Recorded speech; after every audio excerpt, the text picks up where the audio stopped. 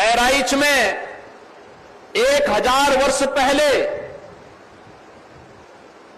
महाराज सुहेलदेव ने गजनी के शासक सालार मसूद जब मंदिर तोड़ने के लिए आया था और यहां के पवित्र स्थलों को तोड़ने के लिए आया था, तो उसका जवाब देने के लिए उन्होंने भारत के सैनिकों के साथ उसका मुकाबला किया और उसे बुरी तरह परास्त करके वह सजा दी जो इस्लाम की दृष्टि से सबसे खराब सजा मानी जाती है, वह उसको दी।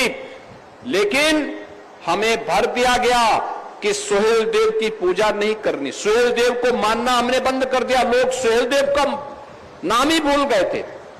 ये हमारी सरकार जब आई तब हम लोगों ने महाराज सुहेलदेव का भव्य स्मारक बहराइच में बनाया, विजयोत्सव का स्मारक बहराइच में बनाया।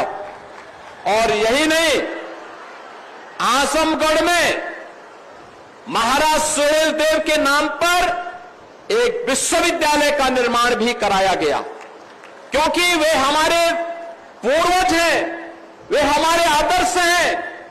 उन्होंने संकट के समय भारत और भारतीयता को बचाने के लिए अपना योगदान किया, लेकिन गुलामी की मानसिकता इस कदर हम पर छा गई, हम सालार मसूद को तो जगह जगह पूछने लग गए, लेकिन सुहेलदेव को यह समाज विस्मृत कर दिया।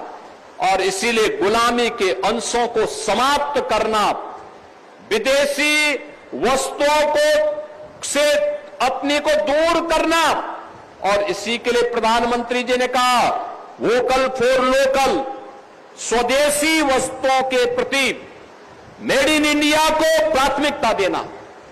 भारत के अंदर बने हुए स्थानीय कारीगर और हस्तशिल्पियों के द्वारा बने गए उत्पादों को ही हम अपने जीवन का हिस्सा बनाएंगे, उसी को अंगीकार करेंगे।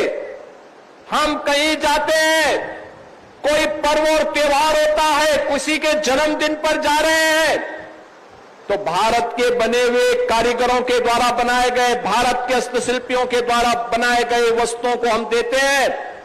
अगर हम देंगे तो उसका मुनाफा भी हमारे कारीगर और हस्तशिल्पियों के पास जाएगा, उनके पास जाएगा, तो अब पैसा भारत की समृद्धि में लगेगा।